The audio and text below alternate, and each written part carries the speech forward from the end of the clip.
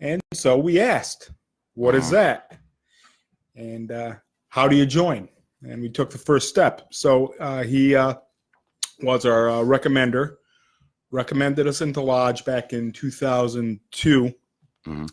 And Shane and I both took our 3 degrees together. And from there, we both got into the line. Shane was a chair ahead of me. Mm-hmm. And we both progressed through the line up to the Oriental chair. I was Master of Harmony Lodge in 2010. Mm-hmm. And from there, I stepped right into the secretary's chair. So I've been secretary since there's 9 years, past 9 years. Mm-hmm. And still am secretary. I've been a district deputy for the last year and a damn half. Good secretary he is. I don't know about that. And I've been, district deputy for the last year and a half, finishing up my last half a year. And I'm also thrice potent master of the Valley of Waterbury Scottish Rite. I forgot about that. I'm also a member of the York Rite bodies out of Meriden. Mm-hmm. I'm also... You were chaplain when I was president of Blue Lodge Council. Yes, I was chaplain of Blue Lodge Council. I'm also the treasurer of Zinda Grotto. Jesus. I'm also a member of the Keabin Shrine Club. Wow, they really got you, huh? So they really had me. So I'm just trying to space things out. All right. So you were picked. You were brought into Harmony 42. Yes. How old were you? 38. 38 when you became a member of Harmony 42. Yes. And an apprentice degree. First thing that went through your mind. What the hell did I get myself into? What was it? You know what? It was, what did I get myself into? And I mean, I had read a little bit about it. So I didn't know what exactly to expect. But I was very pleased with the degrees and the symbolism, right? That was explained through the degrees. I didn't really find anything scary or spooky, but like anyone else, you get the jitters. Of course. Yeah. Yeah, especially on that first degree, you really get the jitters. Our current master puked. That was my fault. I tortured him. Yeah. Did he really? Yes, he. You have to understand about Ryan though. He's a Iraqi war vet. So when you put him in a weird situation where he's already got PTSD, and now you're asking him to do certain things prior to the degree, not really knowing. Plus, it didn't help that me and Phil were telling him that he's gonna have to ride a goat and all kinds of other stuff. So we pushed the envelope on that one. But what got you sparked into Freemason? Like, what was your interest? What drew you in? Actually, the historical aspect more than anything. You look at the founding fathers that were Freemasons, and it's amazing. It's amazing what they accomplished. They founded a country. Then you go to the Civil War, and you look at a lot of the Civil War generals that were Freemasons, and it's phenomenal. The history of men that have been Freemasons and the impact they've had on our society and our world is without compare. Right. You've been to Gettysburg, right? You guys do a bus several trip, times, right? Yes. I've been there probably about 4 times in the last 5 or 6 years. And we do. Harmony does it, right? It's a Harmony project, right? It's the Gettysburg trip. The bus. Shane did the bus trip. It's usually like a Shane thing. Yeah. Oh, it's a Shane thing. It's not a Harmony thing. He loves it down there, though. Yeah. He goes all the time. You've seen him like on Facebook. That's Right Worshipful Shane Dufresne. He was the Grand Junior Steward. Yes, Grand Junior Steward. He goes there all the time. He loves it. We were just down there back in August, and we really didn't do anything Masonic per se. We just really did a lot of battlefield walks and battlefield tours. Shane has a good friend of his who's a licensed battlefield guide, so we wound up walking a part of the first day battles, and we wound up seeing part of the battlefield that really no one's ever seen called the Lost Avenue, which is basically in the middle of 100 acres of private property. Mm-hmm. And I mean, just phenomenal monuments. The one thing we didn't do that we usually do when we first get there is stop by the Gettysburg Masonic Memorial, and we didn't even get there this time, because we were just. I didn't even know there was one there. Oh yeah, it's Is incredible. that the brother to brother? Yes, memorial? the brother memorial. Yes. Yeah, I've heard about it. I've Yeah, never actually seen it myself. It's phenomenal.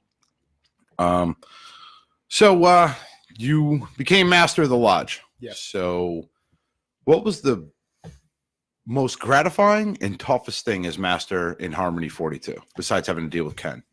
I don't think I was there yet. No, Ken wasn't there yet. I wasn't there. Really? No. Well, the toughest thing. So you weren't even an itch in the vouchers in. No, it was 2011 or 2012. He's just 20 a baby. Yeah, 2012 I think is when I was raised. Yeah. So it was probably So this is pre me. Oh, okay, you're a preemie. So most gratifying thing and toughest thing you had as master. Most gratifying thing, of course, was raising Masons. Mhm. The toughest thing was having to do double sets of degrees every month because we had so many people coming in through the EMR system. We had to do 2 degrees every month Wow. to keep up with people. Mm. So we were doing a lot of work, Mm. and it's like we were putting through anywhere between 8 and 10, enterings, passings, raisings a month. Yeah, for we my had year as master. we had one year. I think it was under Worshipful brother Phil, and it was just boom, boom, boom. Yeah. Boom. Every single meeting was a degree. It burns you out quick. Yeah. Well, what we do is we just hold an additional special communication. So we'd wind up having 3 meetings a month, Oof. and it was a long year. Busy. Yeah. Busy, very busy. That's when that once a month commitment that they tell you in the beginning. Yeah. Yeah, it's once a month for 10 months. It's not a lot of time. Realistically, if you think about it, though, it is once or twice a month if you don't partake in anything. Right. If you just stay a regular Mason, it's minimal commitment. It's not until you start taking officers' chairs and then you get sucked into appending bodies is where now your time is, or you get dragged up here to podcasts and stuff like that. Right. Your time isn't yours. And then you anymore. affiliate with another lodge. Yeah, then you go and affiliate with another lodge. No, I haven't done that yet. Yeah, we'll talk about that later. Oh, did you get blackballed?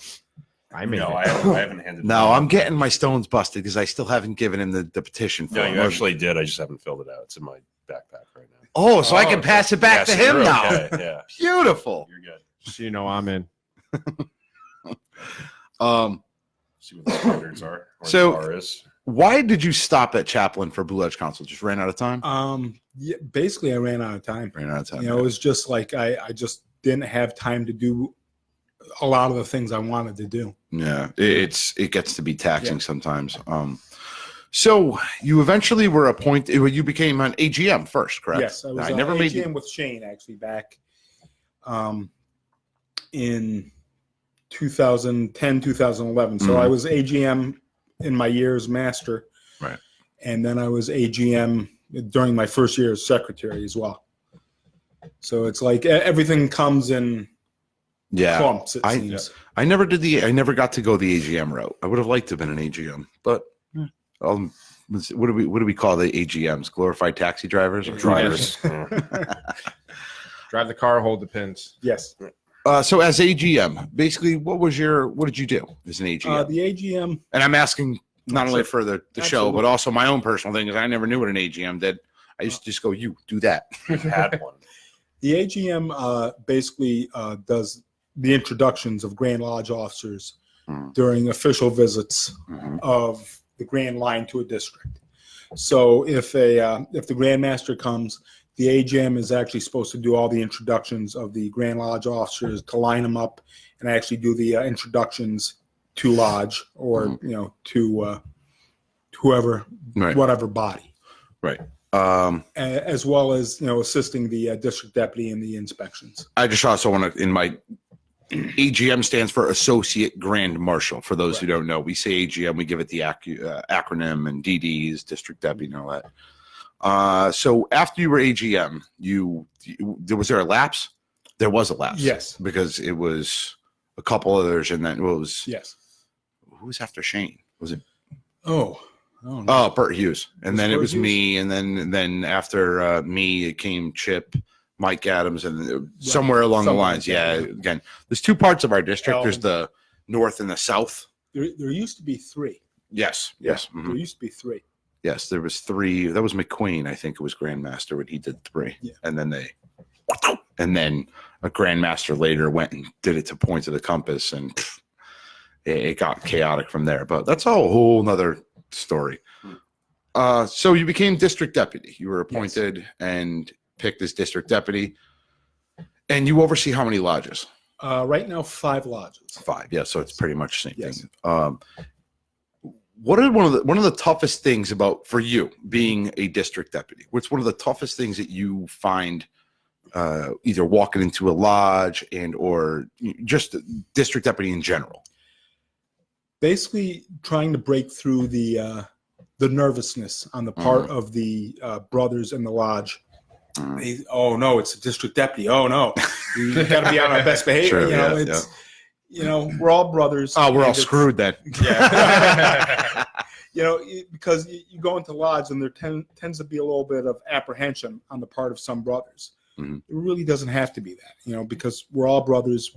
I've been through everything they've been through, and it's just trying to relax the brothers in the lodge, either during a visit or during an inspection. So a couple things I just want to add on to this is that, and I'll say the same thing. I had 2 issues. Either they were nervous as hell or they stone cold hated the Grand Lodge and they wouldn't. We'll talk offline. We'll talk offline about when I was DD, but you got they're not, it wasn't me. It's who I represented. But anyway, we're moving on from that. But that stone cold, like, who the hell is the Grand Lodge coming here and tell us? And that's believe it or not, it's a stigma in some lodges. I dealt with it, and yes, the nervousness as well. But what the point I was trying to drive at is that the district deputy, and realistically, doesn't have as much power as you think they do. Right. Like everybody's go, oh, the district deputy's going to pull my charter. District deputy cannot pull do charters. that. Only the Grandmaster. Can't pull dues cards. The only thing that district deputy realistically does is report back. Right. So, and I've had a lodge that, and I'm sure you know of them because you were down here in the south at one point, right? Yes. Yes, you were the same down here at 3B. Mm-hmm. And there's one lodge that refused to give up their trustee information because they figured it's an in-house thing. And realistically, I'm like, ring, ring. What do I do? And he said, nothing. They don't want to give it up. Okay. And that was the end of it. And it was done deal. So district deputy really doesn't have the power. So lodges shouldn't, or even masters shouldn't really feel like, I mean, again, every state, every grand jurisdiction is different, but there's no pass or fail. Maybe you could talk about the inspections now. Like when I was there was no pass or fail. It was just kind of like an overall health of the lodge. Yes. And is that the same still to this day? Yes, pretty much. And it extends into financial health as well. Mm-hmm. So, which is why they want a lot of the, profit and loss and trustees information and things like that. And just to see where the financial standings of the lodge are to make sure that they're able to endure in future years. And on top of that, it's not like they're going to, at least I, again, when I was district deputy, I don't know how it is now. Every grandmaster changed thing. But when I was district deputy, it wasn't a matter of, oh, your lodge doesn't have money, we're going to come shut you down. It was, how can we assist you? Yes, and how can you? we help? Right. So after district deputy, where do you see yourself going? Are you all set? Are you Well, let's see. After district deputy, riding off into the sunset? No. Actually, I would. You're going to continue being secretary for the rest of your life. Right? Yes. No. Actually, I haven't reached a decision on the secretary's spot yet. But I would like to get involved with the York Rite bodies because I went through the York Rite degrees and just haven't been back because I haven't had the time. So I would definitely like to get involved a little bit more in York Rite and continue in my journey with Scottish Rite. And it's just both bodies are a lot of fun, and you meet a lot of great brothers. Let's see here. So let's talk about secretary stuff. Sure. I'm a secretary. Have you picked your replacement? I already have. He just affiliated recently. Really? No Oh, freaking way. Hey, wow, that's great. No. Well, we got 3 secretaries in the house. I've got my hands full with my own. I've got one more year after this one, and then I'm done. Well, here's the thing. Harmony Lodge has approximately 175 members. Mhm. So as a lodge, wow. we are a big lodge, and just keeping track of everything is just it's a job. It really is. Now, It's- you said 175? yes. Oh, shit. Well, I mean, you're also in Waterbury too, so Yeah. which is a city. We're in little rural Seymour. Waterbury has 2 lodges. That's true too. Are those all? How many do you have at an active night now? 25. 25 Well, will that- show up yeah, same for as us. active. Yeah. Yeah, most of our people who are on the books. I think we got either 60 or 70 on the Mhm. books, but they're all live in Florida.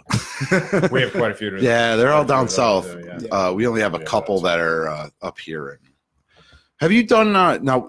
I don't remember whose job is it to do the 50-year pins. Maybe you could talk about That's- that program. The 50-year pin is usually done by the either the Grand Master or the Grand Lodge representative. So it's not done by district deputies No. anymore because we started doing them and then Mhm. we ended up mailing them. Right. But whatever. But you would like to talk about the program? What's the program that they're running that district deputies are really pushing? The Perfect Craftsman. Perfect No. Ashler. Perfect Ashler. Perfect Thank you. Ashlar. Oh, Maybe you yeah. could talk about that and the mentor one Sure. too.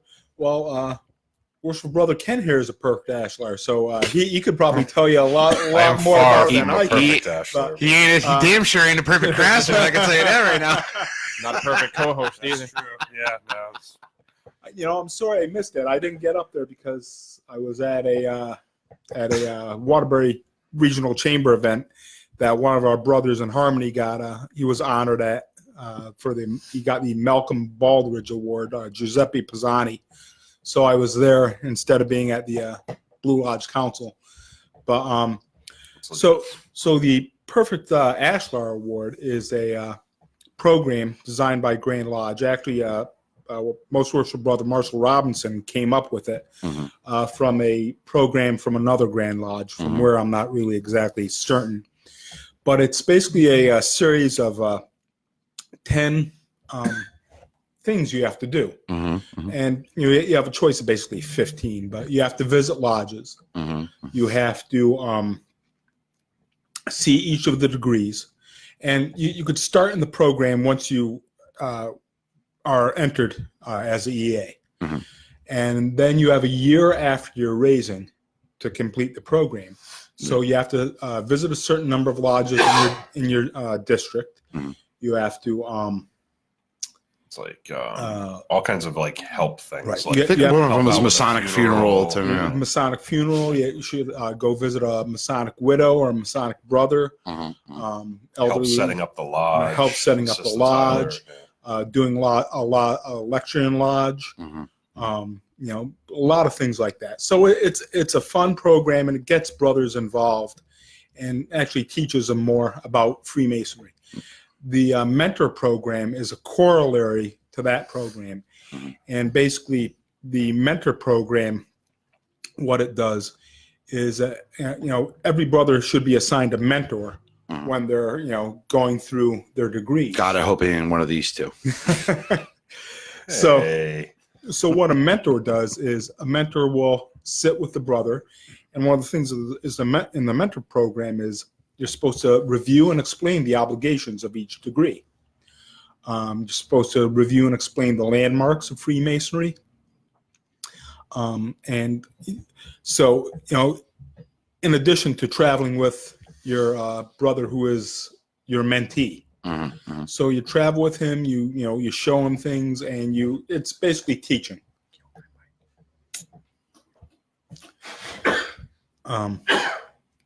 So You gonna make it? No. Ken knows CPR. I do. Oh. So do you. Oh yeah, that's right. Yeah. I prefer Ken. Help me, I'm choking. He's also a police officer. I hope he just steps on your chest. With a stun gun. He's fighting. He's fighting. All right. So, what do you see that will improve Freemasonry from your eyes? Again, our three thing is what we're doing here. What do you see? How do you see to expand the craft and make it better, to bring in more people? What do you think we can do? I think we have to reach out to the public a little bit more. We have to get a little bit more in the public eye, whether one be through social media like we are doing here, or whether it be through community events like hat and coat drives, for needy children. Right. Canned food drives around the holidays, things to get our name out. Like the Valley of Waterbury does the dyslexia walk for the Learning Center up in Waterbury, and, which also helps get our name out. So every Masonic organization has its own charity. Right. I think Masonry in general we have to publicize ourselves a little bit more. And next question. There's no doubt that Freemasonry is losing membership slowly but surely. How do you see, or why do you believe that is?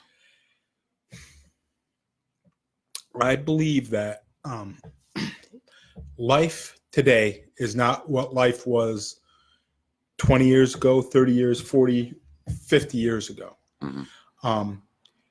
There are numerous amount of, I'll say, distractions in our lives that didn't exist 50 years ago. So 50 years ago, you had TV, you had radio, but you didn't have the all absorbing things like social media that went through people's lives on a daily basis. Back in the 50s, 60s, there weren't a lot of things to do. Life was simpler, and you had less things to do. You had a smaller circle of friends usually, because you didn't have 500 the world. Right. Yeah, exactly. So I think Masonry back then was a little bit I won't say simpler, but it was more real. Right. You went to lodge, and The original Facebook. yeah, exactly. Exactly. You went to lodge, you saw your friends, but now there are so many things that compete for everyone's time. Yeah. It's difficult, and that's why I think a lot of we lose members because people don't have the time. Today, people are working 2-3 jobs. They're working odd shifts, and it's difficult. Right. So you got a couple questions. First off, do you know what our MOVE program is? Did you see that on Facebook? What we're doing, the MOVE program? No. Masonic outreach for veterans everywhere, and it's we're going to be going. Basically, we printed up. We have an artiste, brother Peter Daigle from New Hampshire, who wrote up a beautiful image. It's posted all over. I think my Facebook, Joe's, Ken's, and we're going to be reaching out to different veterans hospitals, Fisher houses, in order to bring in veterans into the fraternity. And because again, our whole thing was, and this is perfect. Oh, wow. This is perfect. So we get to talk about it too. Our hope is that when veterans come back from the military and they're now in the civilian world, they lose that piece of brotherhood that they felt in the military. And we're not claiming to give that completely back to them, but it is a way to give a piece of it back to them. And, part of it is veterans. There's veterans that come back, and 22 of them die every day, or I think the number is now 17, but we'll go with between 22 and 17 veterans die each day from committing suicide. Still way too many. And if we can bring them into a lodge and show them that there's a fraternity or brotherhood or brothers that will help them up and be with them and talk to them and be part of something greater than themselves, hopefully we can turn that back. So that is our move. So Joseph Schultz, Worshipful brother Joseph Schultz asks, interesting programs, talking about the 2 programs that we have in the state. What do you think about that move program? Do you think that's I think it's phenomenal, outstanding. I mean, I'm a military veteran as well, not wartime, but I served in the Air Force as a law enforcement specialist over at Clark Air Base in the Philippines, or rather what used to be Clark Air Base in the Philippines before Mount Pinatubo wiped it out. One of my grave disappointments in life is that I missed the volcano over there. I was already de-roasted. Wait. Hold on. He's a You glutton said for it wiped the punishment. base out. Why are you missed saying the I missed volcano. it? I missed it. I'm disappointed I missed it. If you'd have been on the I already had a date return from overseas. I was back overseas, and then the volcano blew up. Did it immediately wipe out the base? Well, yeah, pretty much. Yeah. Oh my Well, God. well, not immediately after I left. Oh, it was like right. about a year. But if you were there, you wouldn't be with us. No, yeah, I would have been there. Oh. No one got killed or I anything. think Oh, you okay. missed No it one got as killed. in it didn't. I'm thinking of like the movie Pompeii with No, Jesus. That is exactly what I'm surprised you know what that is. I've seen it with Jon Snow. Can you spell Pompeii? Pompei. Ooh, Wow. God, yeah. There's a Round shot of collar. applause. Give it to Joe. Next question. Same brother, worshipful brother Joseph Schultz. He says he's from Delaware, and he says it's hard to get lodges to work together in our state. Any advice on how they can coordinate their efforts? If they have Blue Lodge councils, if they have something akin to a Blue Lodge council, attending a Blue Lodge council, or start visiting other lodges within your district and making connections with the brothers. That's the best way. Make connections and visit and get to know everyone. See, and I think that's the key Yeah. when we talk about losing members and competing for time. When you have brothers that barely have enough time to attend their own lodge, they don't travel as much. And when you don't travel as much, you don't see what other people are doing. You don't get to hear those different ideas. You don't get to take other ideas back with you. And I think that's leading to that difficulty in coordinating efforts. Right. So 2 things. Joseph Schultz is and his brother Greg are from Delaware. And what do we call them? The Legion of Doom, Brothers of Yeah. Destruction, whatever. They're Hanson funny brothers. as hell. They've got a Hanson lot of brothers. it, yeah. So he says, "Go Chair Force." You can say whatever you want back to him. By Yeah, the way. you. It's Oh yeah, totally listen. fine. You know what? He can take it. Listen, I was an Air Force grunt. I was a cop in the Air Force. So I went through Air Base ground fence training at Fort Dix, New Jersey. And so we had fun. I was a M60 gunner. Matthew Butts says, "Thank you for your service." Another brother. Thank you. Chris Martinelli. I think you know him, right? Oh, Chooch. As now I got Joe complex, botulism.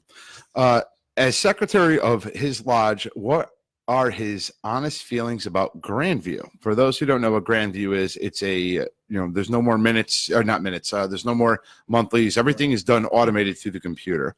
And why do some old timer secretaries not like it? All right. Well, I wouldn't consider myself an old timer secretary. Nope. Not Yeah. even close. I've seen you But, use Grandview. I am. around that thing. I like Grandview. It's a learning curve. It's definitely a learning curve. I think that's why. It's definitely a learning curve, but there's a lot of good things in it, and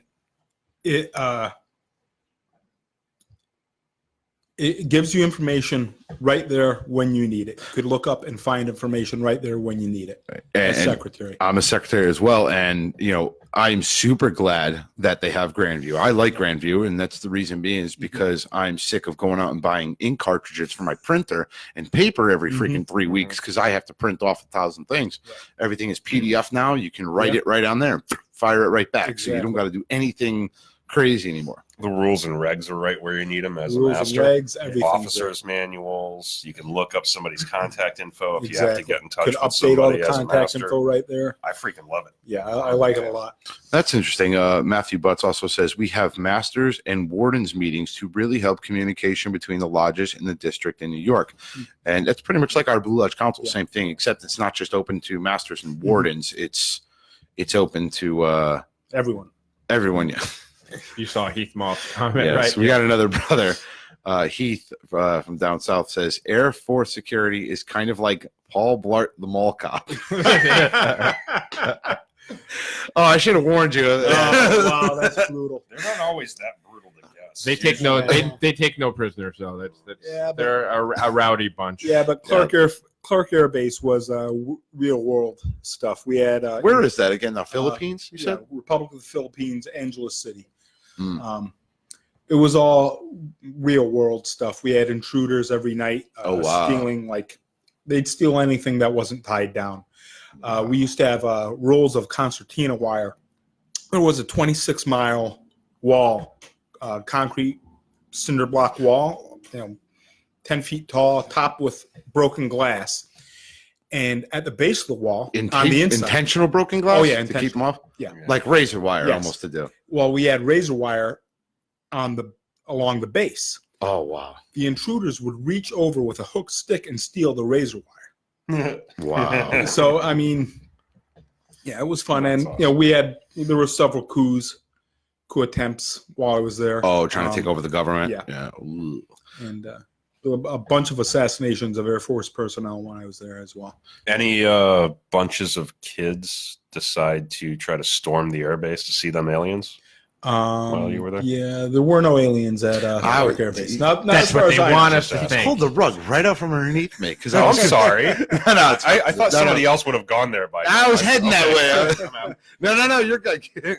I was actually going to say, and what were like, and again, I was only at Lejeune, but what is like the criteria when they would break into the base or whatever? We run them down and try to catch them. Catch them? Yeah, And, either with us on foot or send a dog or. Right. I don't really know. On stateside, obviously, it's the same thing. They'll just grab you and beat your ass. But over in Iraq, they'll, I don't know if they light you up, or even in the Philippines, if they'd light them up trying to break into the base. Well, something like no, we wouldn't. No one would get. There was no deadly force authorized for regular base. Mm. The regular base, housing areas or anything. But we also had the largest military working dog program in the military. I'll take the I bullet. think Thank you. we had about 900 military working dogs. Yeah, no, I'm good. I'll take the bullet. Thank you. Getting your ass chewed up by a Malamar. No, I'm good. Is that what they used, or was Yeah. it? Yeah, no, mostly I'm good. Malamars. Thank you. Give me the bullet. I think a Chihuahua could take you down. It'd be really, really easy. You're welcome. I'm just Maybe a Jack see what I'm Russell doing. I'm Terrier. just filling the Yeah. pool for you. That's all. What was I going to say? So, while we're on that subject about aliens and everything, what are you thinking? If they end up doing this, I know they showed up. You know the part that pissed me off about this whole. I know we're getting off subject now, and you know what? Oh, I that's mean, fine. we've pretty much covered it. Because that never happened. Well, they stood around too. They didn't just show up. No, they showed up. They But you know also what pissed stood me around. off more than anything about seeing the picture? It's show us the aliens, and then there's a flag of North Korea right behind them. Like, what the hell does that have to do with It's aliens? just being randoms. It's just they're random shit. Yeah. Maybe But they I'm thinking- thought about the wrong aliens. I You know, don't know. oh, we're going to show up to a fully operational military base, Yeah, they're like nihilists. and they're like, going to look at show this. us the aliens. No, they're going to shoot you in the Yeah. face. That's what's going to happen. Like, you can't just walk into Lejeune or walk into Pendleton and be like, hey, show us the helicopters or something like that. They're going to shoot you, probably tase you, loose the Malamars, and you're done. Like, All right. So I don't think there are any aliens. Don't believe in it. not an alien believer, Nah, huh? Nah, don't believe it. You know what? I didn't believe until Joe joined the podcast. And now I'm like, nah, full-fledged. So You you're know saying what? gingers are aliens? They're like the reptile people that live under the ground, like that kind of thing. Translucent skin wrapped over an alien frame. Like If we're talking about translucent skin, he just turned the guns. He just turned the turrets right out. he's like Predator. He'll disappear right in the woods. He'll just camouflage himself. So we were up here for a podcast one Right. time, and Ken was wearing shorts. And Yeah. somebody who was watching live made a comment about his legs. He's like the I don't predator. get a lot of sun. So Heath Moss, he also says, Navy Security Force Senior Chief Master at Arms. Oh, that's what he was. Oh, that must have been what it Yeah. was. So that's why he's taking That's shots. why He's he's- saying, hey, he's pulling the, hey, it's okay, I'm Italian. I can make a joke. That's what he's doing. Uh, It's okay. My best friend's Italian. I can What does make a a joke. Navy security force do? Navy security forces is pretty much, I believe, the same type of thing. They're just guarding like aircraft carriers. security forces. Yeah, the Marines had the security forces as well. They were some bad mothers too, man. Like Team America. Like no, like they had seen them a couple times when they were training. They had the riot shields, and they would all move like a Roman legion, like a Roman like phalanx. just. That's Moving right. intimidating. Yeah, You it don't was want to see that intimidating. coming for you. No, and I don't remember if they had a side. I think they had a sidearm, but they didn't use. It was basically a giant billy club, and they would just beat your ass when they got close to you, or they would just smash you with the shields. I've seen them a couple times. It was pretty wild. All MWD are trained by Air Force. Great program. What the hell's Lackland Air MWD? Force Base. What the hell's MWD? Military working dogs. Oh, military okay. working dogs. Yeah, that makes sense. I had the opportunity to be a handler, and when I was done with Air Base Ground Defense training at Fort Dix, it was like the end of November, and it was choice: do I go home for the holidays or do I go be a military working dog handler? I said, I'm going to go home for the holidays. I should have been a handler. I'd be worried about the sumbitch turning bad on me. Oh, they Just do. piss Oh, them yeah. off. Just do something. Yeah, do they turn on their handlers occasionally? Yeah. Take your dog, take his dog bone, him just. All right, I'll take your forearm instead. Scary. Well, Just walking off just with an arm like this in his mouth. Yeah, like Siegfried and Roy. It's strange because with police working dogs, the cops take their dogs home. They're they have a The family dogs. 24/7 bond. Yep. With the military, it's the military working dogs go out for a shift and then they go back to the kennel. So there's I think less of a bond with a military working dog than there is an actual police working dog. That's just my observation. I don't know if I don't know if I'd agree with that though. They should Really? stay with with their handler. They really should, like to build that bond and all that stuff. Same as police officers. They take them home. They're home dog. Well, if you're living in the barracks, you Well, really can't. true.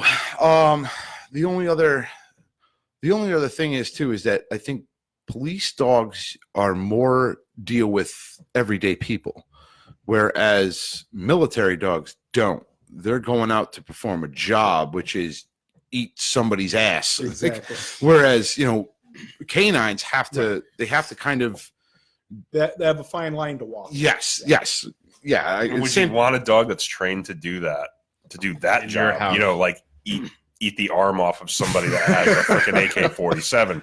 Do you want them sleeping next to you in the barracks? Joe In Schultz like wants one him of as those little Tyler. Petco dog beds. Well, you also have to run the opposite end of this. I know we're getting totally off the Masonic topic, but that's fine. The other opposite end of that is, do you want that same military dog to become accustomed to being petted and people talking to them? Now you've softened him to perform that job. If you're taking him out in combat, that dog, much like somebody who is in the military, if you're out in combat, you're looking at everybody. You're not, thinking, because realistically in combat, you can have an 8-year-old pop up with an AK and light your ass up in combat. Whereas police, you're not so much going to get that. No. Yeah, so I can understand, I guess, the separation of trying to keep them hard. Oh, also in the Air Force, we did not have barracks. We had dormitories in the Air Force. So just so you know, we had no barracks. We had dorms. Dormitory sounds nice. We had dormitories. I had those in college too. Somebody once told me, it's like, if you had to do it all over again, what would you do? I'd say I'd go Air Force because they get paid better. And the food's better. And the food's better. You're not sleeping out underneath a sea hut.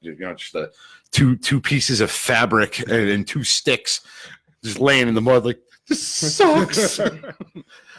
Joseph Schultz says, we should keep dogs as Tylers. That'd be cool. Oh, my God. Could you imagine?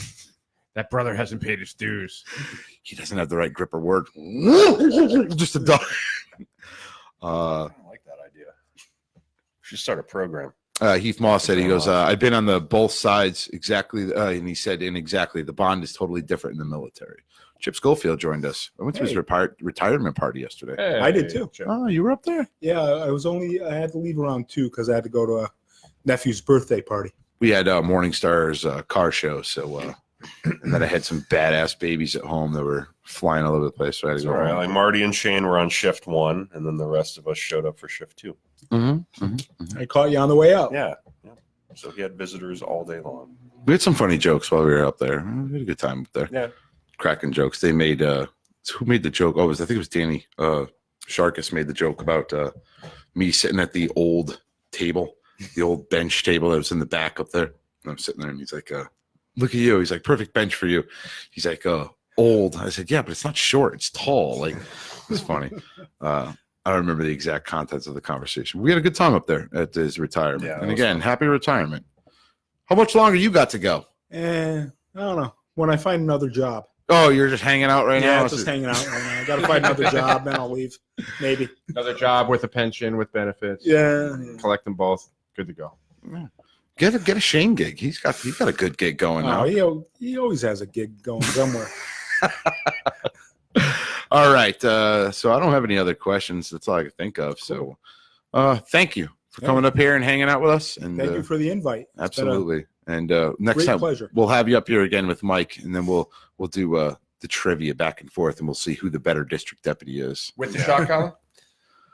That's up to them. See, Mike's the only not problem gonna have is, this. here's the problem though. Okay, Mike, I'm not worried about. We'll shock him all day, but Marty's a police officer, and his shock collar is a hell of a lot better than the one we got. Oh, we should See, play I with have a that. better We'll be idea. sitting here. I'd love to see I- you. I would pay good money to see you get tased. I would All right, give now, so much hold money on. to I have a charity. better idea. All We right. bring our AGMs, Uh-huh. and if we answer the AGM, Oh, I like it. That's even Yeah, better. That's even better. better. Yes, AGMs have to come up Yep, as let's well. make this happen. We'll make this happen. If the district deputies get it wrong, the AGMs get popped. shocked. yes, But That's now the way it that should be. we're going to up the ante, though. Yeah. Uh-oh. If they get shocked, well, they're going to be wearing the shock collar, but they have to stand in a bucket of water. So this is Danny and Steve, right? Yes. Oh, wow. This is going to be so much fun. I can't wait. Or maybe I could find on Amazon a kettle prod.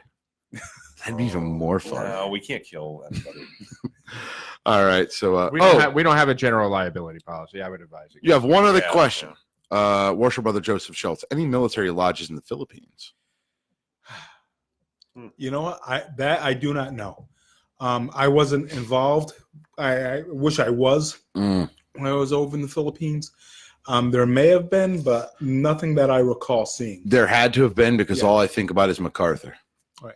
Actually, He was Yeah. Mason in Yeah. the Philippines. It's The where he funny was raised thing and is- everything. I visited MacArthur's grave in Norfolk, Virginia, and General MacArthur was made a Mason at site. So he actually didn't go through all the degrees, but Right. they did have his shrine fez and his apron. Oh, very down in cool. Norfolk, Oh, that's which was awesome. really cool to see. Mike Adams said he's not answering any of them right. This is the whole point of this. All right, let's shut it down. We're gonna thank you again for coming up here, and Yes, thank you very much. love to have You're you up very here welcome. again. So, Thanks, Marty. all right, brothers, for the Freemasons podcast, I'm your host, Right Worshipful Brother George Marjorie, signing off. Worshipful Brother Joe signing off. Worshipful Brother Ken, signing off. Right Worshipful Brother Marty Macary signing off. Have a good night, everyone. Shut down that. We're gonna shut down the live feed, and we are Bye, done. folks. Y'all need Jesus. Y'all need Jesus. What time? One is the loneliest number. We're gonna celebrate. Oh yeah. Number One more episode. Why not? The fans deserve it. Yeah. Back by popular demand. I've been without content for so long. I could play the recording that my son made at the Mudry car 2020. show. Mudry 2020. I'm thinking there's some scandal that's going to be coming. Follow him to the ends of the earth, I would. Mudry 2020.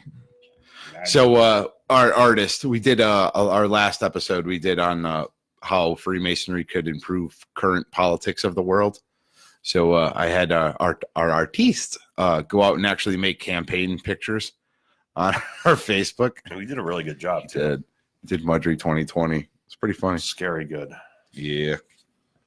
All right. I think he's going to have to be the official campaign artist. Yeah. Well, I've already basically Publicist.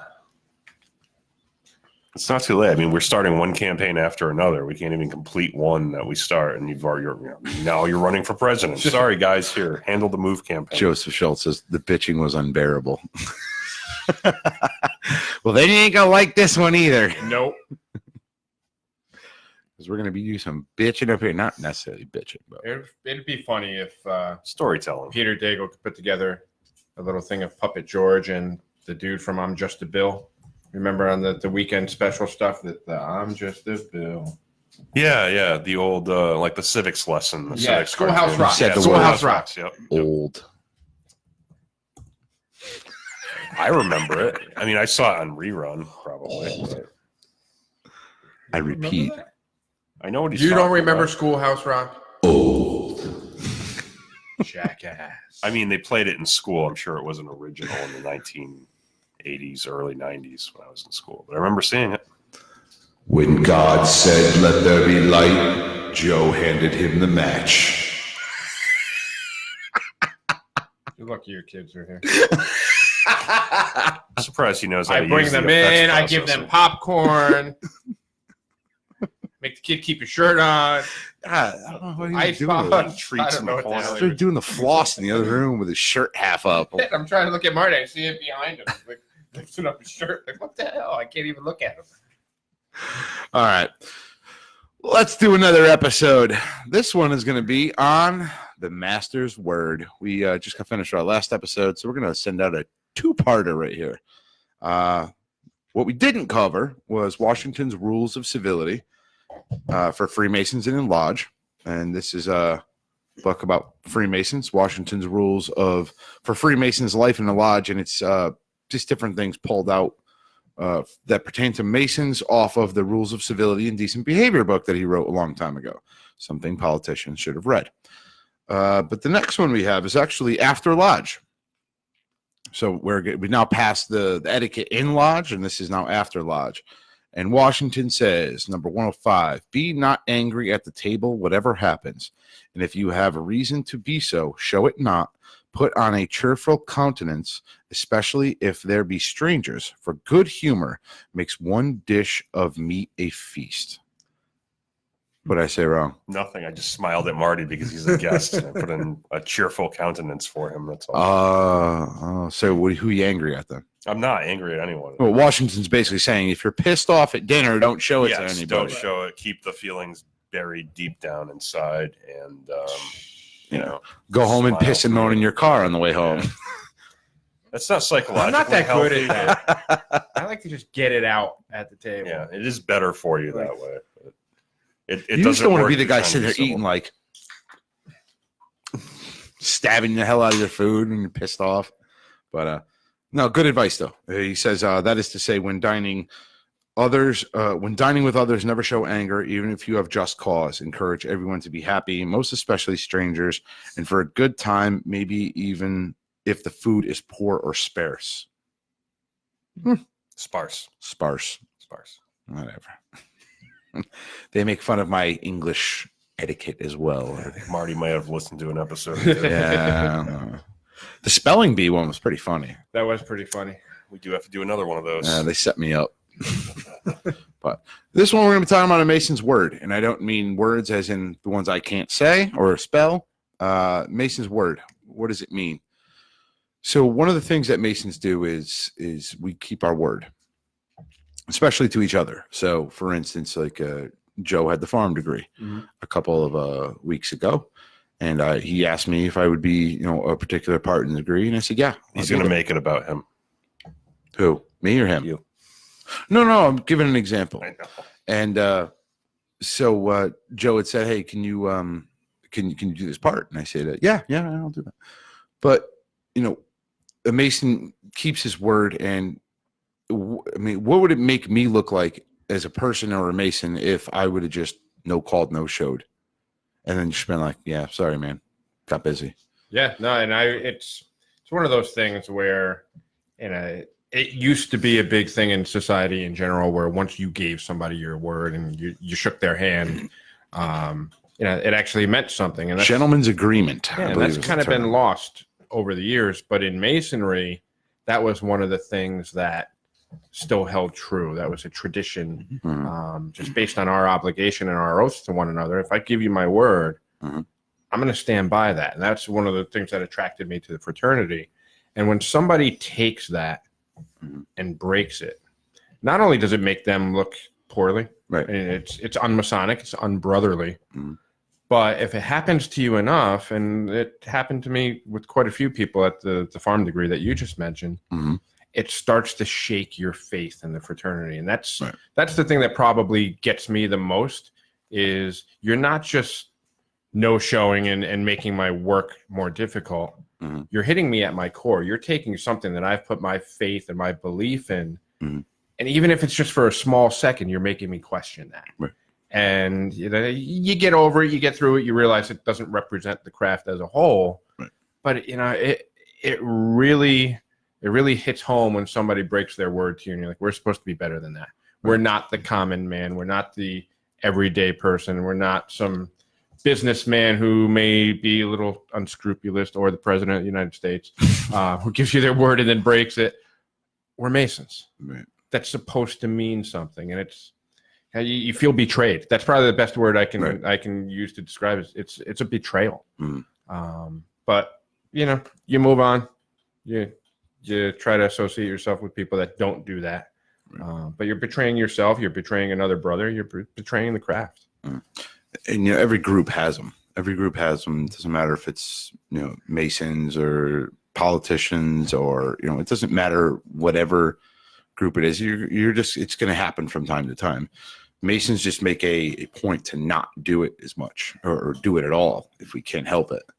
So I've had situations myself where I've been burned a couple times, and not that I held it against them, but I mean, I guess for me, it's like, at what point does it, or should it ever be, a Masonic offense? I mean, you take an oath on the Bible to each other, and you will go out of your way to do certain things, to assist the brethren. So is that, in a sense, a Masonic offense? Opinions? I think it can be, if there's some type of harm done because of that. Right. Yeah. Let's say, for instance, people that were going to come show up and help me clean up the farm and do everything after the degree, and they no-showed, and we had 2 or 3 people. Well, what if somebody got hurt because there weren't enough people there to help out? Maybe something like that. Maybe it's something more egregious than that, where, I don't know, if you take a part in a degree, you say you're going to do it, and you just don't show up, or you call an hour before and say, yeah, I'm not going to make it. Not that you had an emergency, not that something unexpected truly came up, you're stuck in traffic, highway shut down. Right. Yeah, that is what it is. Yeah, not feeling it tonight. I won't be there. What do you think? All right, Worshipful. I think a Mason's word is his bond.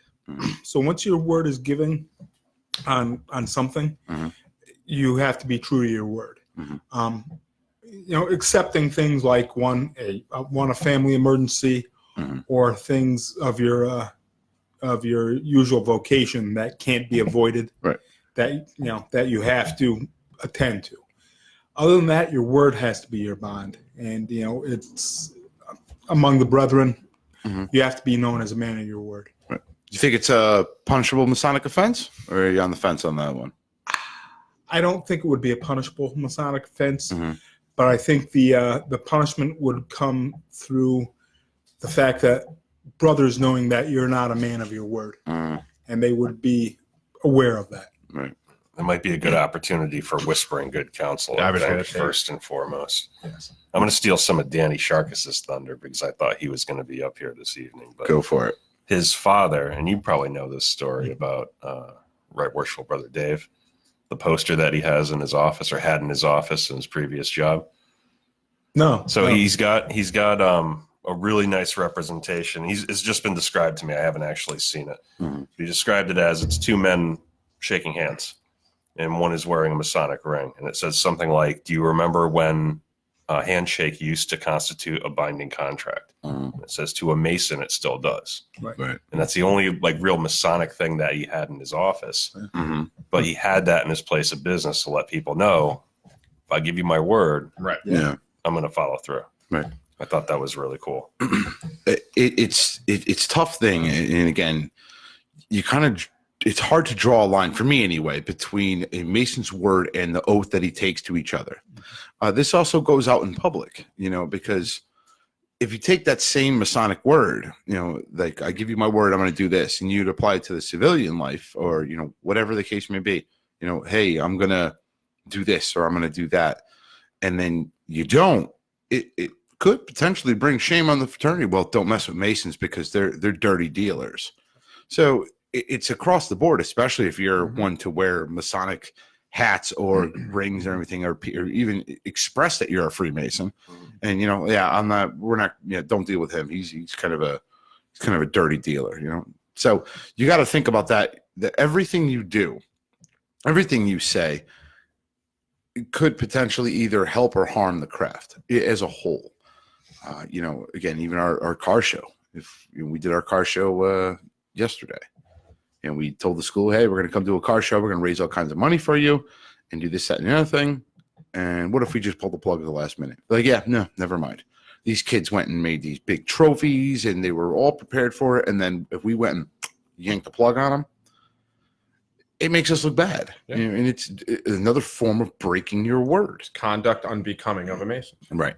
Yep. I I wish it's something that would be applied more in life, or being able to trust somebody's word on something. It's kind of a lost art. It Absolutely. really is. No, I believe, I don't know if it's true, but isn't still in the state of Connecticut, a verbal contract is considered a contract, or is that not anymore? I don't know. I Any think to a lawyers degree, Uh-huh. but to what the degree the courts hold a verbal contract Uh-huh. as opposed to something written is changes, I think. Right. Oh, I thought, I don't know where I heard that from. Just by virtue of the fact that everything kind of has to be ink on paper these days. I mean, I don't remember.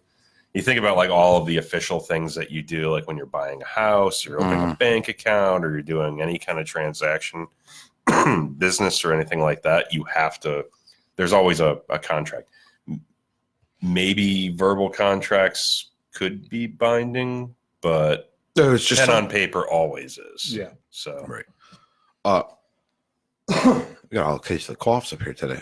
yeah, we're Joe all is messed up. dying. Ken's dying. Marty's over there coughing. I'm coughing. Good thing it's going around the room, though. It's not everybody out. Right. Well, it's nothing big. It's just a small case of consumption. That's all. Yeah, that's all it is. A little consumption. Just a touch. What the hell is consumption? Tuberculosis. Oh, okay. I'm thinking consumption. No, the other consumption. One of my favorite degrees of, and it falls right into this master's word thing, is actually the Mark Master Mason degree, for those who have taken it. Mhm. And for those who know or maybe don't know, at the end of the degree, you're given a Mason's mark, which is it's a little coin that you put your mark inside the middle of the coin. And it's, what is the equivalent of 1 penny or something like that? Yes. But it was basically explained to you that if you were to give, like, Ken, I need $500, and I give you this coin, that's like a symbol of my word that I'm going to pay you back. And you hold on to my mark as a ransom until I think it's paying back plus 1 penny or something like that. It's the ultimate IOU. It's the ultimate IOU, but it's not even the fact of the damn coin, because the coin don't mean anything. It's the word. The coin is it's the word and the promise behind it. Yeah. Is that, and I love that whole concept of like, here, I'm going to give you my mark, and that right there is word that I'm going to pay you back for whatever, or whatever the case may be. And I thoroughly love that degree with it, because it's actually, you could say, we'll take all the degrees in the planet and, giving each other the word, yeah, hey, Marty, I'm going to do this for you. Hey, I'm going to do this for you. And yeah, it's a word. But to actually have a physicality of that word, that was impressive to me. That was one of my favorite degrees in Freemasonry, just off of that fact. Who's taking that, by the way? Not you. Not me, nope. All of us. Just not Joe. Hey, I'm a member of Morningstar. You're not. Fair point. I'll concede the point. That's right. That's all I had. I'm sorry. Which, by the way, I got to give you a dues card for. one of the other things that drives me bananas as a secretary is when you send out that dues letter. That very first dues letter. Mm-hmm. Now, dues in itself is a promise that I'm going to be an upstanding member of this lodge. It's held in your charges, I believe. Yes. That you will be, Yes. you will remain true to your dues to your lodge and all that stuff. And there's nothing worse than sending out that dues letter and hearing nothing. That drives me crazy. It drives me even more crazy when you get the phone call. Said, I'll take care of it. Don't worry. Right. I'll send you something. And then you hear nothing. Right. I'd rather hear nothing at all, because then I can think, well, maybe they didn't get it. Maybe they moved and I don't know. But when they call you and acknowledge it and then blow you off afterwards, come on, man. Then you got to send them the second nasty gram. I know where you live. Then the come third on. nasty gram. Then the third nasty gram. I'm on my second round of nasty gram. Now you're on the phone calls. Yeah, it's like, come on, Dues, man. just pay them. Well, Right. it comes down to all due signs and summonses. Yeah, right. That's what it comes down to. Right. And that's where it is. So let's break down different things that could be considered a Mason giving his word. So we've already covered the dues one. Mhm. How about RSVPing for dinner? That's just never going to That will happen. never happen. We're talking Never crazy happen. now. That is not a Masonic offense. You'll do like a dinner. Hey, we're doing a degree on such and such a night. Dinner's $20. RSVPs needed. How many RSVPs we got? I 3. think we have RSVP required as an asterisk on all of our Yes. degrees on our Yes, trestle and- board, and we get maybe 2 guys who consistently RSVP. But how many show up? Like 30 sometimes.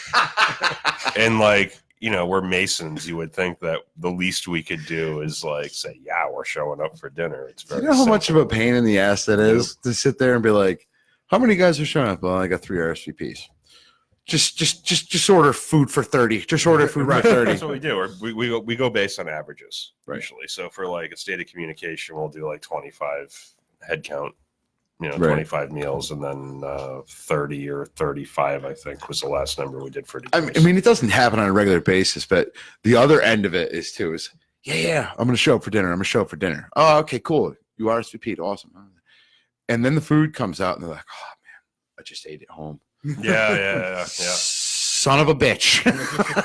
Nope, it happens. It happens. But It's even worse. For state of communications, it's one thing. Lodges have table lodges where they're really putting Yeah. out a mhm. nice spread, and getting that accurate head count is key, because if you get 10 guys at $20 a head that say they're coming and they end up not coming, Right.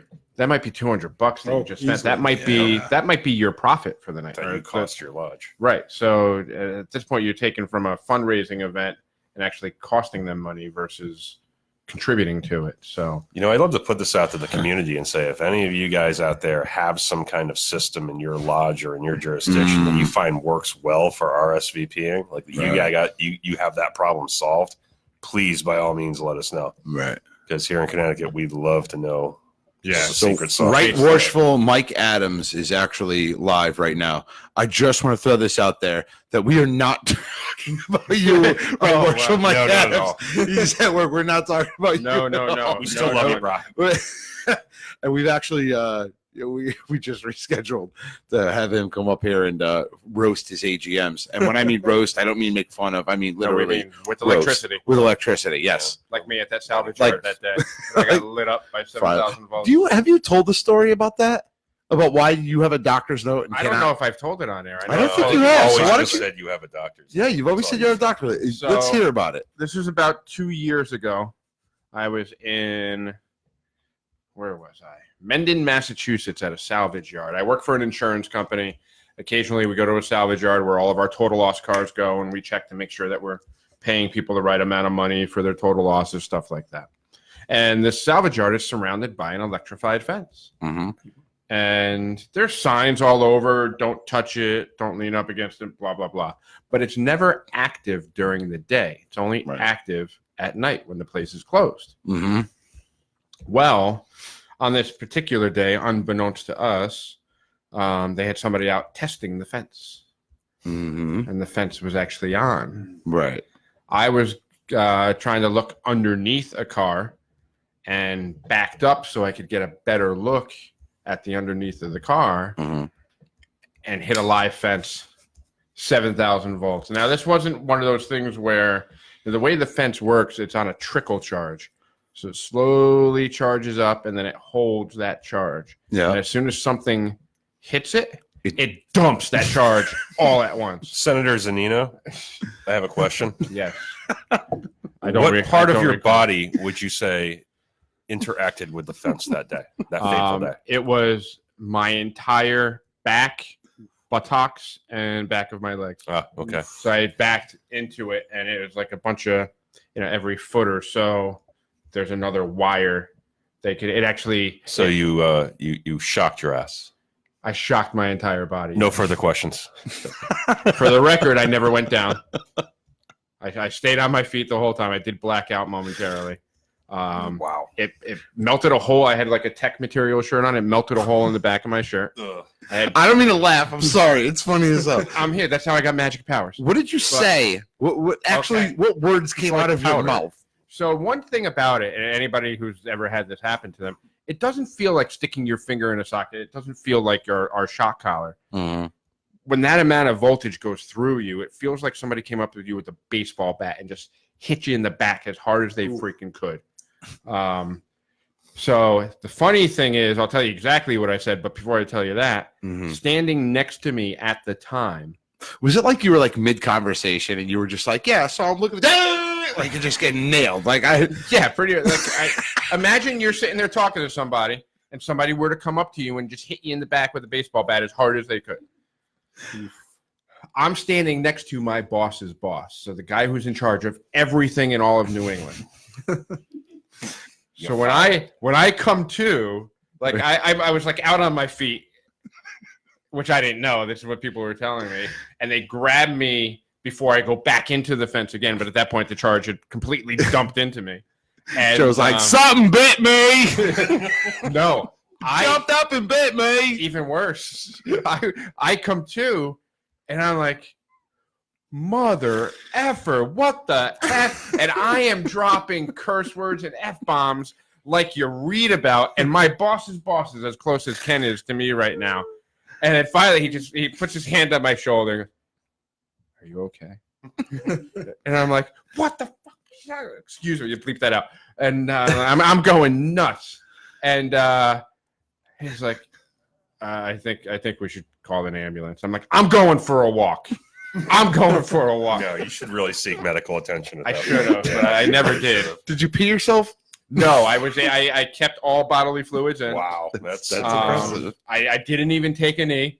I might have staggered a little bit, but I took it like a champ. And I took an anti-whack from that. I almost peed myself. I hurt like hell. But at this point, I still didn't know what happened. Mm-hmm. And then I'm thinking in my head, did a tire fly off the back of a tow truck or something and hit me? Because it really felt like a blunt force impact. Wow. Like that you couldn't even imagine. And this, kids, is why we don't pee on electric fences. Yes, I would not recommend that. But no, we have a good laugh about it now. And some people at work, like when we put on a presentation and they shut the lights out, they're like, "Oh, Joe's glowing."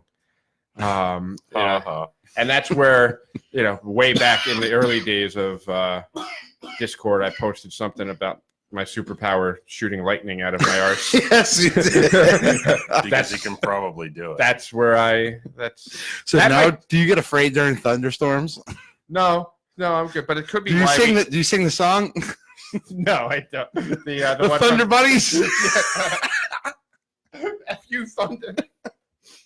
But it could be why we have some electrical issues here with our cameras and stuff. Maybe I'm causing some. Can you do the Uncle Fester where you put the bulb in your mouth and? I just don't put it in my mouth.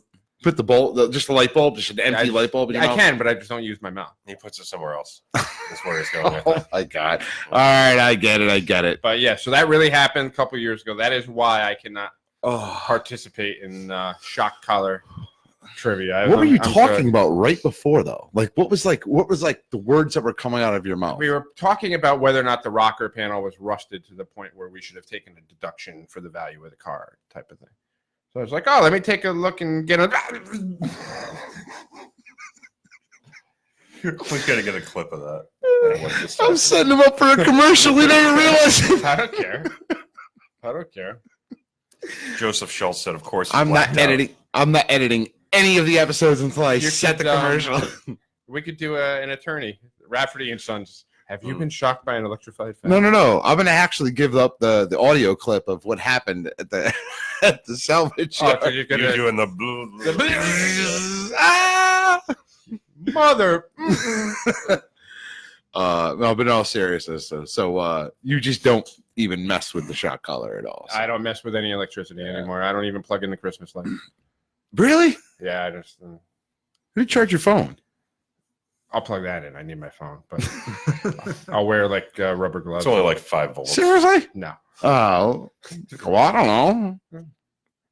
Joseph I'm just saying, Schultz. if I got Yeah, attacked by a shark in the ocean, I'm probably not swimming in the ocean again. Just throwing it out there. Well, Go ahead. every time I go to one of these salvage yards, I give it like a 5-minute speech on, hey, just so you know, even though it says it's not active, do not go near the fence. And I'll say, did you hear about that guy that works for us? That got almost got electrocuted and got all charged up on the fence. And they're, oh yeah, I heard about that. Like, yeah, that was me.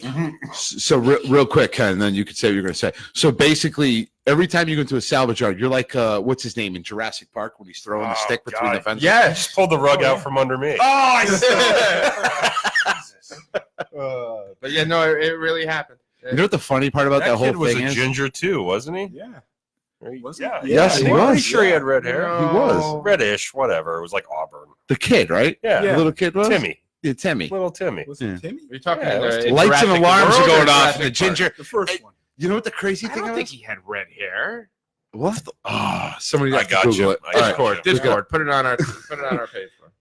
So basically, and if you notice, that kid when he got hit by 100,000 volts did not die. Do you know why? Because he has no soul. Boom!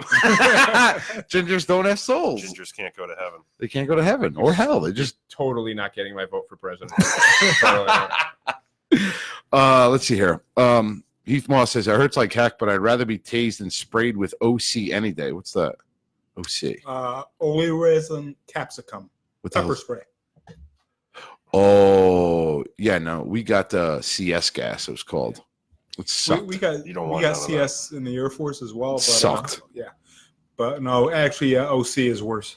Really? Then CS? Yeah. Oh yeah. Really? Yeah. It's bad. So, I prefer to not have any of them. so I'll tell a funny story about when I was in the Marine Corps. We had to do the gas chamber. All right, you guys will like this one. I know we got off Masonic word, but you know what? This happens. And you know what? Yeah. Funny yourself. So I'm in the gas chamber, and when you walk into the gas chamber, you go into a platoon, and you have to line the walls. And I was in the Air Force Junior ROTC when I was in high school, so they used to call me Zoomy. Flying planes, zoom, zoom, zoom. You know. So this one particular drill instructor, he had my number because I came into boot camp and I already knew how to march. I know how to, column left. I knew how to column right. So needless to say, I was an easy target. We get into the gas chamber and they close the door behind you, and they're burning the CS, and basically it's just hanging there, and they burn it, and it just disperses. You can't see your hand in front of your face. It's like walking into a smoke-filled room.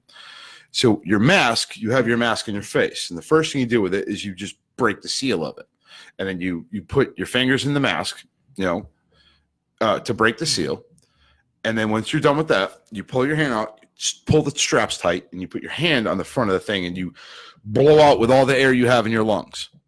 So you hold your breath, obviously, before you break the seal, and you blow with all the air, and it farts the mask, and it blows all the CS gas out, and then you can start breathing again. Second time you take it, put it on top of your head, right?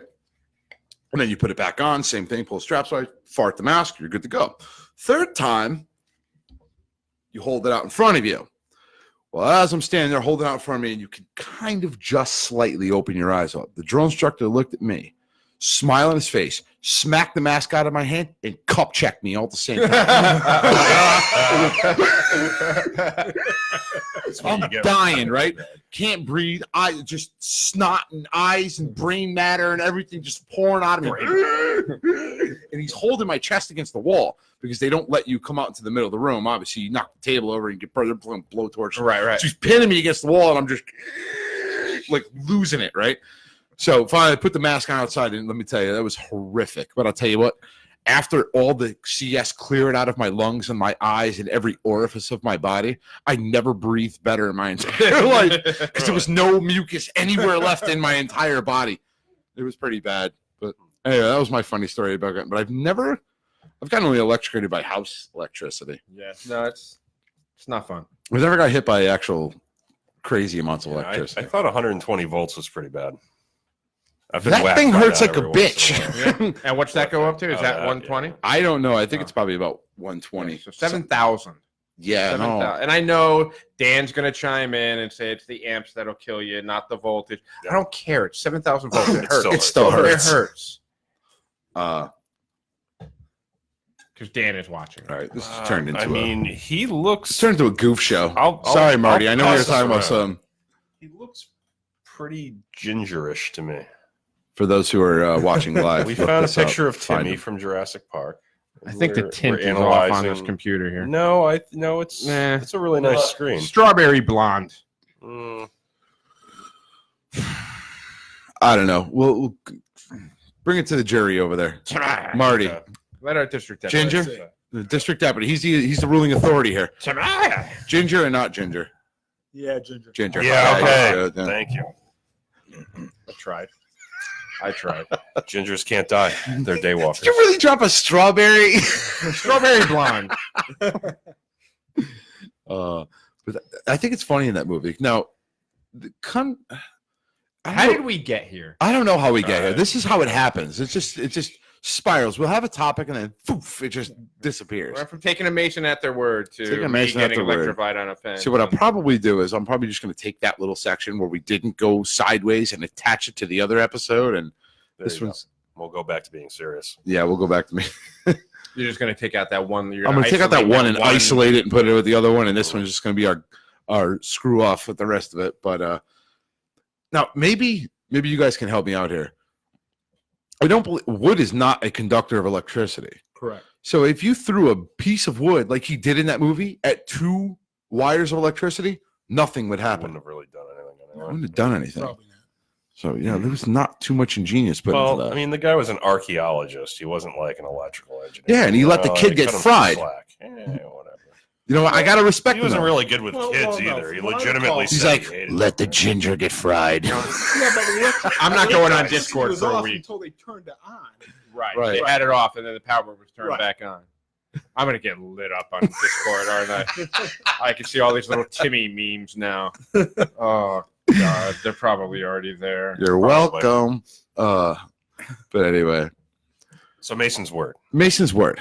Reel it all back in. Mason's word. I guess for me, the biggest thing is if you say you're going to do something, my 2 particulars are events and degrees inside the fraternity. Events and degrees are the 2 big ones. Dinners, whatever. It is what it is. But some lodges are much smaller than other larger lodges, and there's not a very big pool of Masons to actually do these parts, on the smaller lodges. So everybody has a set part. And when you say you're going to do something, and then in the final moment you pull the plug, it wrecks the whole night. Mm-hmm. And it also, more so than it hurts the lodge, it hurts the candidate who's going through it. Mm-hmm. Because now it's ruined, and again, you really don't remember, your EA or your entered apprentice or your entered apprentice, your fellow crafter, your master mason as you're going, later down the road. But it makes an impression on that night. So if it's messed up that night, you might be hindered. That person might be like, yeah, that was a shit show. I ain't going back to that. Or maybe the candidate doesn't even notice what Right, happens, right. but it still puts Well, the leadership see, in the lodge. in a I don't. crappy I don't position. know if a candidate would notice if something was messed up. Right. It would be because you're going in blind, Right. so you really don't know what's right, what's wrong, Mhm. and But then again, for things like the lecture, Uh-huh. if someone's giving a first section lecture and they're stumbling through it, you notice. Yeah. Even as a candidate, you notice. Mm-hmm. And that's why one of the one of the things I've always told people is keep your bearing, keep your military bearing. Mhm. Marty, you know about that. Yes. Military bearing. Don't break stride. Don't make mistakes. Don't go, don't be eccentric about it. You mess up, you miss a word, roll through it. Yep. Don't stop, because they're not going to know the difference in either way. In pertaining to, and again, I'm not a big, I think it's much more impressive when somebody actually recites the ritual and knows the ritual, less impressive when they read it. So that's why I'm talking about when the Mason gives his word that he's going to be there at the degree and then doesn't, somebody has to read it. Yeah, usually. And then, he's sitting there like, well, why is this guy reading it? Everybody else is doing it. Just to me, it's impression points. And that's a big one. That's all I got. Anybody, you guys got anything else for the Mason's word? I'm trying to think of other instances where it would. I don't really. I mean, the biggest one to me is recently being a sitting master. I mean, it's really tough when you have to scramble at the last minute to find either somebody to pro tem, depending on what the position is. Sometimes it's easier than other. Like, we're blessed with having a lot of past masters that show up to degrees, knowing that we're probably going to call on them to like sit as Tyler or like sit with the candidates in the back room. And that's one thing. I mean, it's really nice to have that.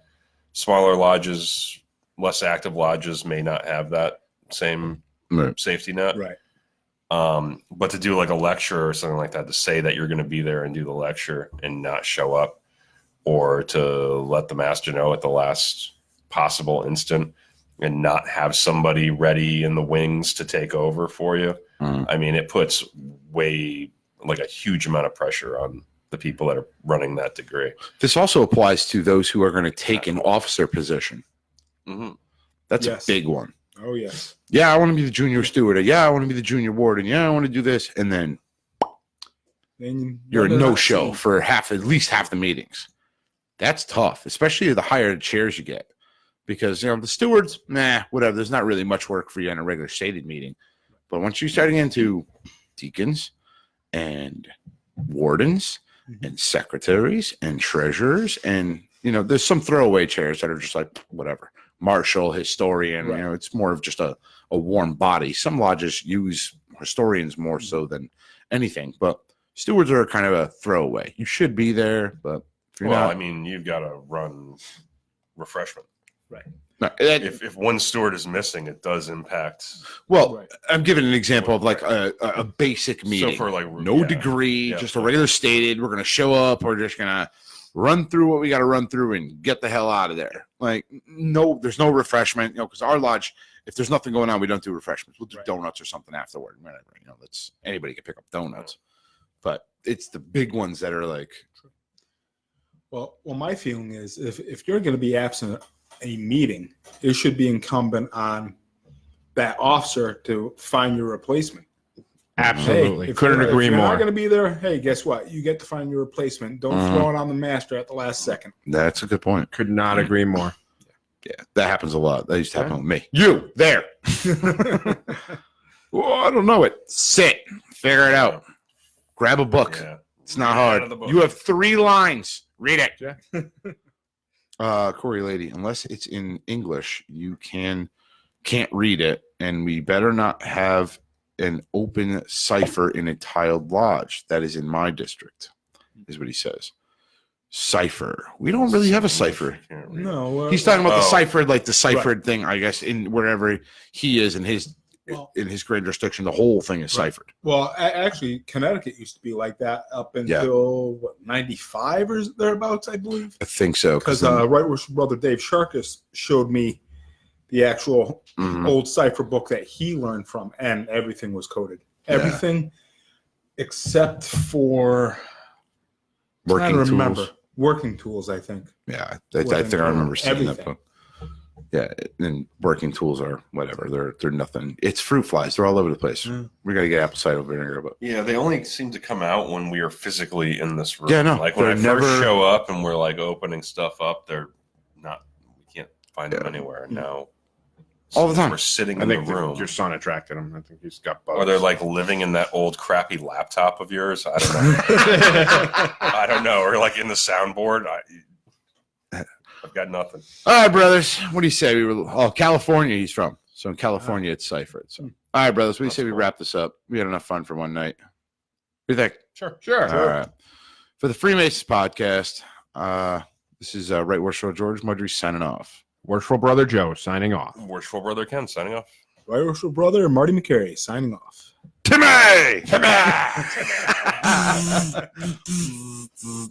Oh, I was trying to actually get you to say Say what? to actually say the words that you said right before you got whacked, because I'm going to actually pull that clip out, and then I'm going to put all my little sound bites after. Well, if you want, we can do a full-on recreation once we sign off. Oh, I got a couple ideas. We can do a I have a full-on couple recreation. ideas. Yeah, we could. I'm game. I mean, No. I have a better one. I was actually thinking just taking that video clip from like Jurassic Park and just putting Joe's face on Timmy. Complicated. Couldn't we do something a little more cooler, like Vader when he's getting shocked by the Emperor at the end, and you see the electricity go? Nah, you're Timmy from Jurassic I gotta be Park, freaking bro. Timmy. I can't be Vader. I gotta be goddamn Timmy. With the music in the background. Dun, dun, dun, dun, dun, dun, dun, dun, dun, dun, dun. I quit. I'm out. I quit. I had to endure with the lollipop I guild. You quit. son of a bitch. This was the nail in the coffin, really. Good night. Good night, everybody. Good night.